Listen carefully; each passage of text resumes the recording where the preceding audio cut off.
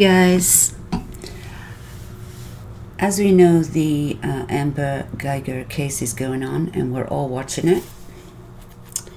Those in true crime. Well, she took the stand in her defense. Now, she did put the key in, and I was wondering, did she leave the key in the door when she opened it? And apparently her keys were still in the door. But he had his TV on. He was watching TV and eating a bowl of ice cream, something like that. Now, when she first came in, she also says the door was unlocked and ajar. You know, like it wasn't locked properly. Well, that was the first sign. Did she notice the door was, somebody had broken into it? Like the latch was all broken and the door had been smashed in, something like that. No, the door wasn't broken into. The lock was not broken. So she goes in slowly and opens the door. And then she kind of says, you know, sees a dark figure in the background, you know, like over by the window where his couch was. And she says, put your hands up. Put your hands up. But before she says, like, put your hands up, when did she fire the first shot that hit the wall? Now, neighbors said they heard voices, they heard some yelling. Now, Botham Jean must have been yelling at her. I'm not sure what he was saying. This is her saying this. I mean, who knows what he was saying. She says, put your hands up. But she had fired a shot. When did she fire the shot? When she said, put your hands up? She didn't even give the man a chance to get out of his chair hardly. We know he got up because she says he was coming towards her. So she shot to kill. She shot to kill. She didn't shoot to contain the man, you know, arrest him, put him in handcuffs, you know, get him to the ground, and then figure out what's going on. Call the police. I have an intruder in my apartment, or anything like that. She shot to kill. Now, we don't know if she rendered first aid or not, but she decided to turn the lights on. When did she decide to turn the lights on? After she shot?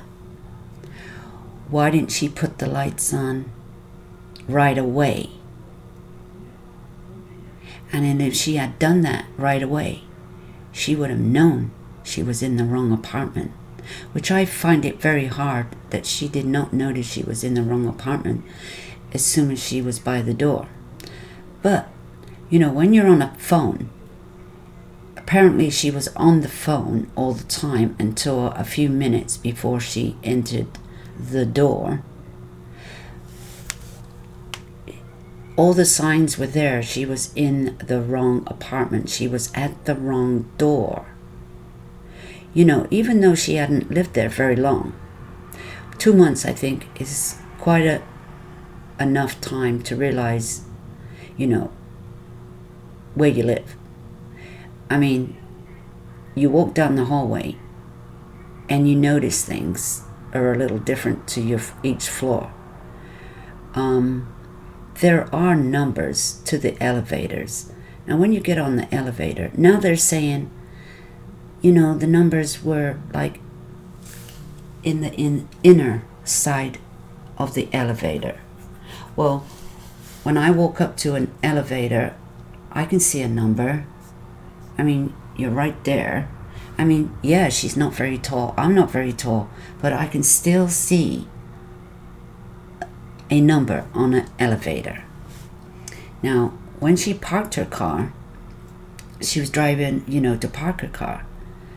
The parking structure is a little different on her floor than it is on his floor. Now, one's open and one's closed in. Now, there was a sign there that you're on the wrong floor. She's a police officer. She's supposed to be observant. She's supposed to recognize surroundings. She's been trained that way. My goodness. How did she make it this far? That's what I want to know. No, because she's using the excuse that she's on the phone, sexting, or whatever she was doing. And to me, she didn't seem that she was that tired. Now, you guys, a lot of us have 2 or 3 jobs.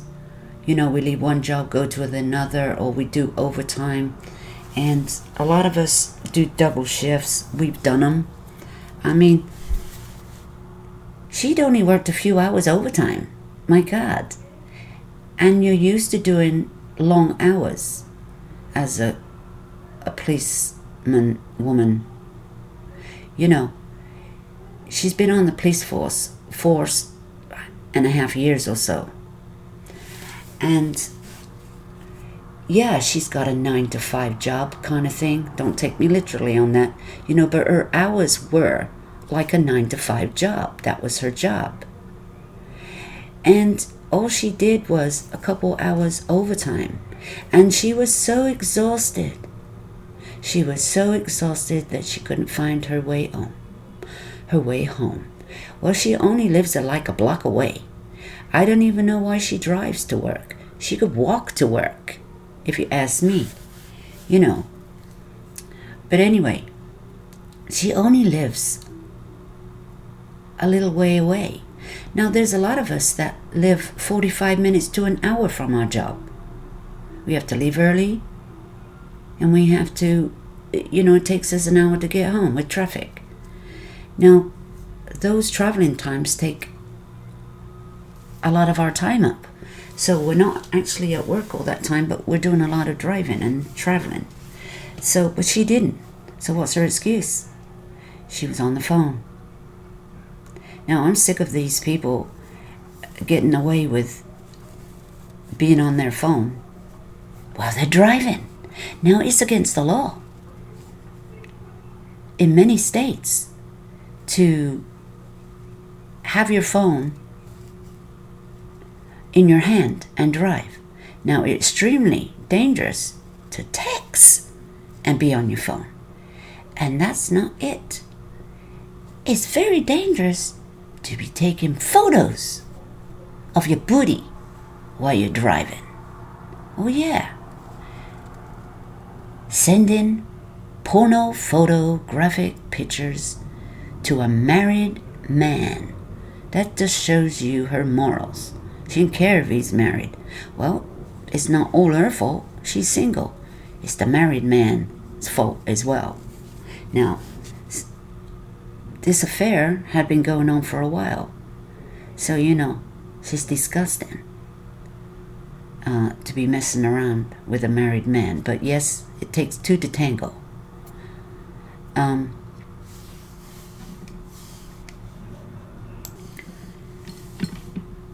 But as she's driving in, did I hear that she's got a camera in her car? Most people that have cameras in their car, it doesn't turn off until you've parked and the engines turn off. You keep it going, because that's the point of having a camera in your car. Anything can happen at any given time. So, and plus she works at this apartment building doing whatever, I don't know what they call it. And yeah, but how can you be extremely tired when I heard that she'd been off a few days, like 3 days or so, and then she went back to work, and then she had another day off, her normal day off, and then she picked up a few hours overtime. And that has made her extremely tired? No, hogwash. Don't use that one. There's many of us that have children, work full-time jobs, have to pick the kids up, drop them off, have to do the laundry, have to do the cooking, have to get them ready for bed, all those kind of things. We're awake nearly 24 hours sometimes. Now, she's single, got no kids. There's no excuse there for her tiredness that she's alleging that she was so exhausted, so her lawyers said. And then, she took the stand, and there comes the crocodile tears. Well, we've seen her walking into court since, last year. She's made her appearances. You didn't see her upset, emotionally upset then. When she's in the courtroom and the camera's been on her, she's laughing, she's smiling, she's talking and having a conversation, and then she gives the side eye because she knows the camera's on her. Well, since I've seen her, there's not one tear come out of her eyes.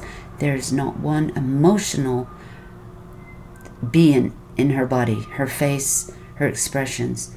She wasn't even emotional. But as soon as she got on the stand, she's lying, you see, because did you see her chin? Well, her chin and her mouth kind of do that movement where it proves you're lying. Proves you're lying right there. Yeah. You're lying because you know your life is at stake. You could get life for this. You could get 40, 50 years before you get parole. Eligible for parole.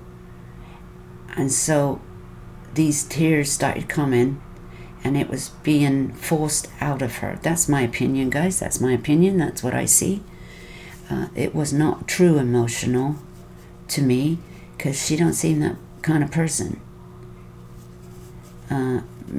Maybe she shows her emotions different. And then comes her tears. What, some fake tears? Yeah, fake tears. And then she kind of describes what's going on. Well, she seemed to have opened the door, which she says was open already, or the lock, the lock's broken. The lock's broken. So when Botham Jean had shut his door, which apparently he'd only been there like 30 minutes before she got there. So he'd only just got home from wherever he came from. And, got himself a bowl of ice cream because his sister said, he's always been like that. He loves his ice cream. Don't we all? Right? If he had problems with his lock, don't you think that he would make sure that he kind of slams his door, tests it, make sure it's shut properly, and then when you get in, you lock your door, don't you? You put the lock on. I don't know if they have a latch from the inside for extra security, but if you don't, you surely would slam that door and make sure it's fully locked. But really, we don't know how she got in. It just seems a little bit more plausible that the door wasn't shut properly. Not putting that for her defense. The reason I say that is because if he was sitting on the couch, which is at the back by his TV, he never got to the door to answer the door. That's all I'm saying. She didn't turn on the light until she'd done shooting. Now, who walks into a home, right, and don't put their light on when they first come in? She said she see a shadow.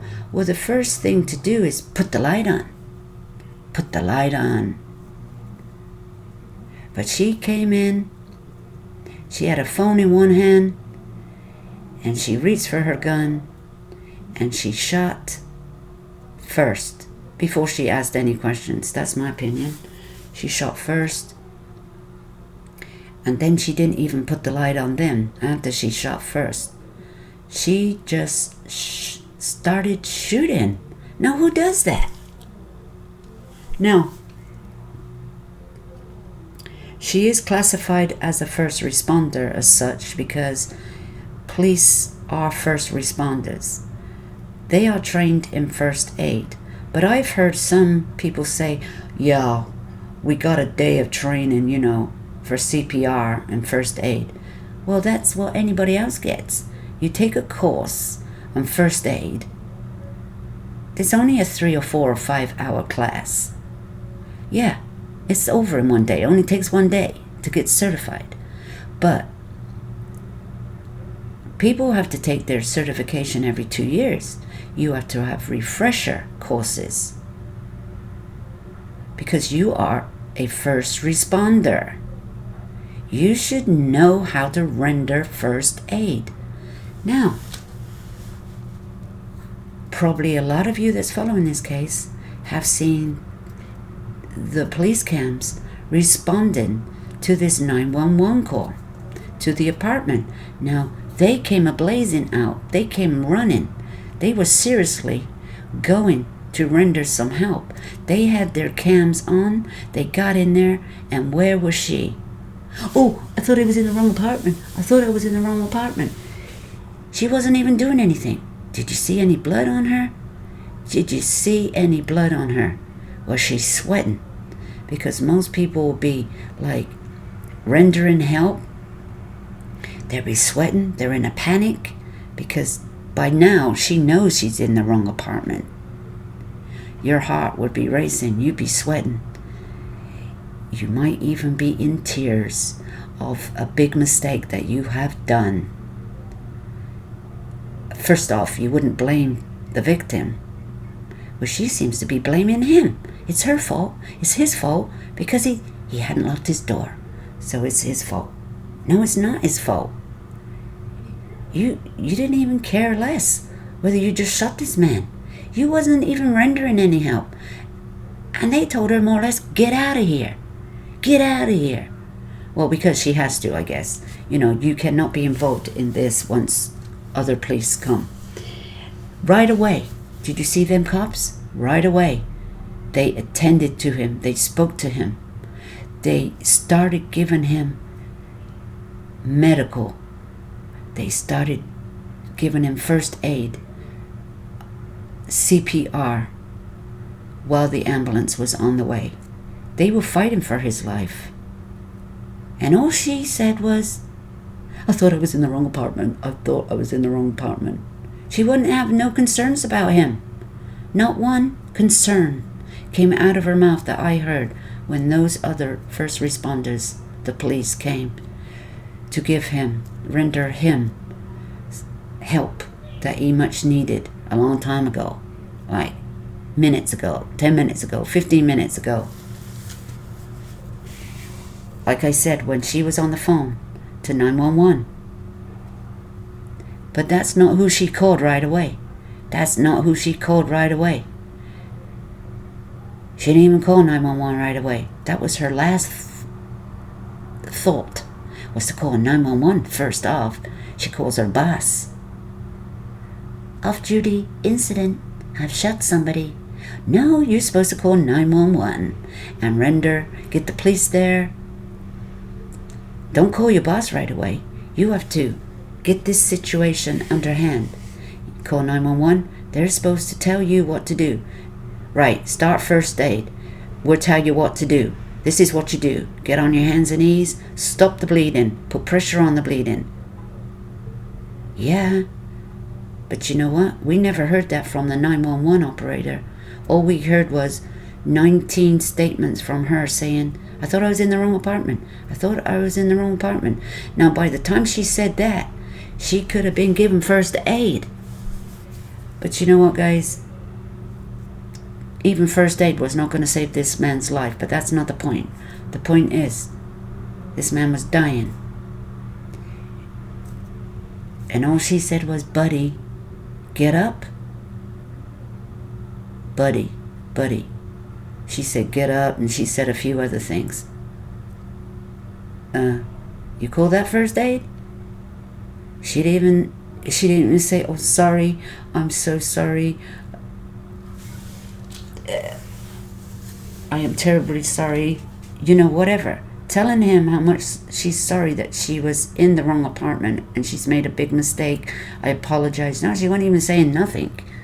She wasn't doing nothing. She was on the phone to the 911 operator, pacing the floor. Pacing, when she could have been down on her hands and knees and got herself covered in blood, attempting to save this man's life and apologizing to him, because these would have been the last words that you would ever hear. And while he's dying, he's moaning and groaning, but he can hear, and all he can hear is her saying, I thought I was in the wrong apartment. That's the last words he heard, more or less. By the time the police came and rendered him some help and the EMTs came, he was probably unconscious by then. He wasn't with anybody. He was dying. And he didn't make it because the bullet had traveled and it was to his heart. There was nothing going to help him. Nothing. And plus she took too long calling 911. She took way too long to call 911 in a situation like this. Now, she's supposed to be a professional cop and it's got promotion, guys. She got promotion. Now, we go back to her career. She's got questionable marks on her record for being like gun-ho. She's quick to draw the gun. Yeah. Being a cop, you are not trained to shoot and kill. You are trained to disarm, contain the situation from further violence. Yeah, sometimes you have to shoot if there's no other way. But there was a way. There was lots of other ways. She should never have been in his apartment. Anyway, I don't believe her crocodile tears for one moment. She's on the stand fighting for her life right now because she knows she can get life for this. Now, the grand jury didn't indict her for going to the wrong apartment, because yes, people have made mistakes by going to the wrong apartment. People have made mistakes going to their own car, but then they're like, damn, that's not my car. Oh my God. It's the same situation. She should have realized. Now, you see that carpet she was standing on? She was standing on the carpet. She didn't even notice the carpet. Now, when your key went in that door, she should have stepped back and she should have realized, damn, somebody's in my apartment. Step back and you call the police saying you think you have a burglar in your apartment. You are now a citizen. You are now off duty. You are not as such a cop. You have to do like the rest of us do. Call a cop and tell them the situation. If she had done that, she would have stepped back and then she would have looked around and she may have realized, oh my God, this ain't my apartment. And she would have realized it wasn't her apartment, but she didn't give herself time to back away. See, there's another mistake she made. There's another mistake. Now, the neighbors heard, they were on the stand. They heard different things. You know how you are. You're sitting in your room and you think you hear gunshots. Then you hear noises. Well, sometimes things happen. People coming home drunk or they're yelling, having an argument.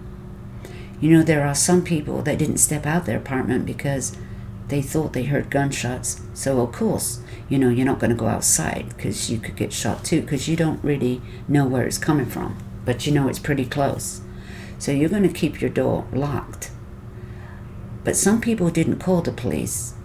They didn't call 911 to say, hey, I can hear gunshots. I don't know what's going on here, but the police needs to come. Some people called their friend, their best buddy, and said, hey, I think I hear gunshots. I'm not sure. No. What is wrong with people? Nobody called the police? Well, nobody called the police? No. Now, what's your first instinct gonna be? I would be calling the police first thing, saying I'm hearing gunshots, or I'm hearing voices, and now I hear gunshots. I think, there's something seriously going on here. And you give them the location. That's not hard to do. I mean, you don't have to come out your apartment. So I just can't understand some people, their logic, the way they're thinking. Now, you've probably seen the video of this person. It was a woman. She came out of her apartment and she started videoing the police, her Amber Guyger pacing the hallway outside Botham's apartment. She's on the phone again. Oh yes, guys. She's on the phone, calling, talking to whoever she's talking to, pacing the floor. That's what she's doing. The first thing, I don't know if I'd be on the phone. I may be outside the apartment sitting down, crying my head off, thinking, what the hell have I just done? I'll be in tears. I won't be able to think straight. I'll be sitting down with my head in my hands or something, thinking I've made one of the biggest mistakes of my life. What the hell have I done? Something like that. But no, she's on her phone again. So guys, I really do believe that she is guilty of the crime. Not guilty of going to the wrong floor, because I'm sure a lot of people have done that, lost their way. Maybe not so guilty of going to the wrong floor, to the wrong apartment. But it's what happens when that door is open. What happens when the door is open, that it becomes murder in my eyes. It becomes murder because this happened so fast. She didn't have time for this man to stick his hands up in the air, because he was obviously saying something. Hey, what are you doing in my apartment? What are you doing in my apartment? What are you doing in my apartment? And I'd say, my door number's such and such. And that would click. Wait a minute. What apartment is this? Because I'd like to know when she found out she was in the wrong apartment. When she shot him twice, and then she decides to turn on the light and realize she's in the wrong apartment. Then she goes to look outside. Okay, this is taking time. She goes to look outside, and then she realizes she's in the wrong apartment. This is all taking time. Valuable time. He's on the floor dying right there. So, and then she calls her boss, or she calls somebody to let them know that off-duty police is involved in a shooting, and she's done the shooting. This all takes more time. And then when did she render help? Because then she gets on the phone to 911. So when is she rendering help? She didn't know this man was going to die of his wounds. She didn't know he was going to die. Well, he died, but she didn't know he was going to die at the time. You go in to an emergency like that, and you render help, hoping it will save a person's life. But that's the last thing on her mind. So she's guilty of that. Now, people that leave their children in the car A lot of them are on the phone. They're distracted.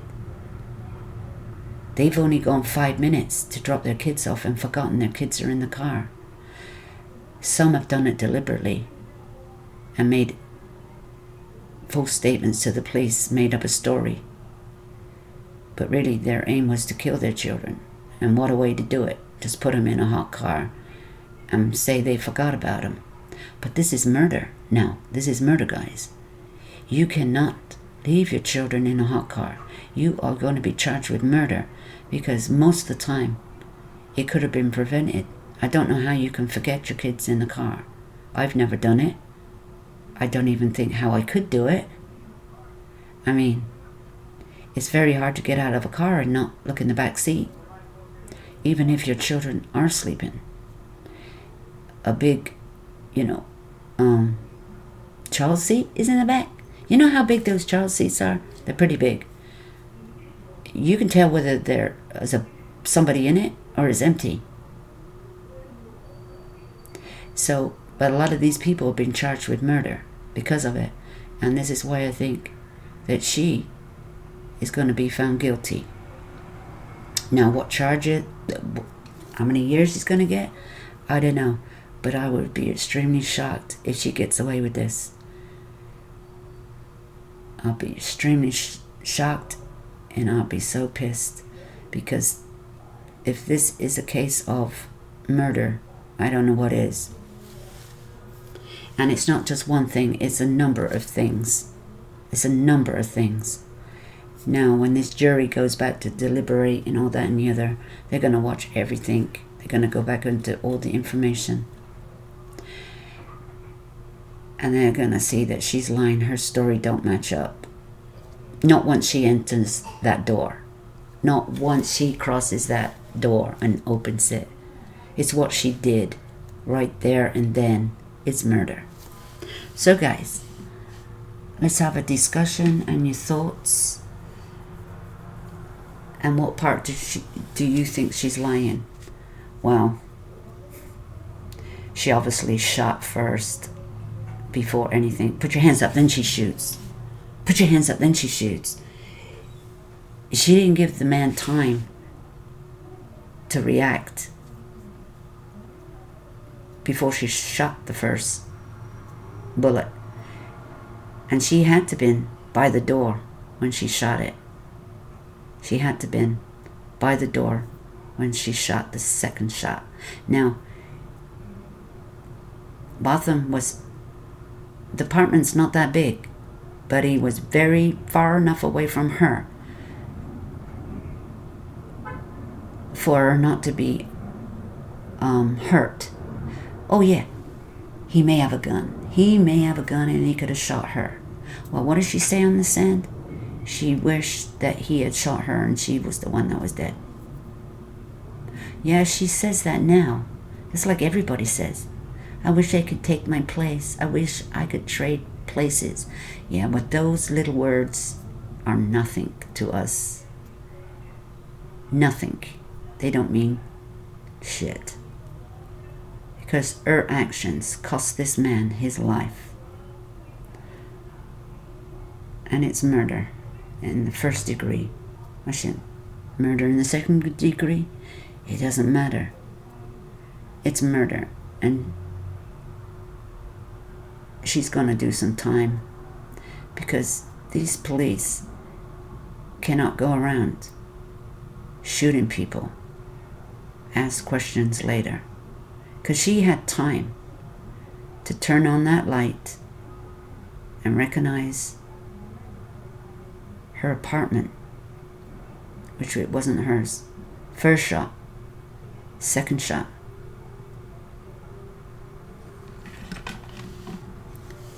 Now guys, I don't know whether you believe her story. It was a big mistake. But once she shot that first shot, it wasn't a mistake. It wasn't a mistake. It wasn't. Because she had time. And she's a police officer, okay? She's supposed to have her act together and not panic in a situation. and a situation where she shouldn't even been in the apartment. She should have called for backup. Step back. Now guys, you know, if you feel that somebody, your door's open, you think, and nobody's supposed to be in there because you got no kids, you got no husband, you got no wife or whatever, you would back away from that door and you would call the police. Most people would do that because you don't know who's in that home, if they have a gun or not. So her very first mistake was not to call for backup.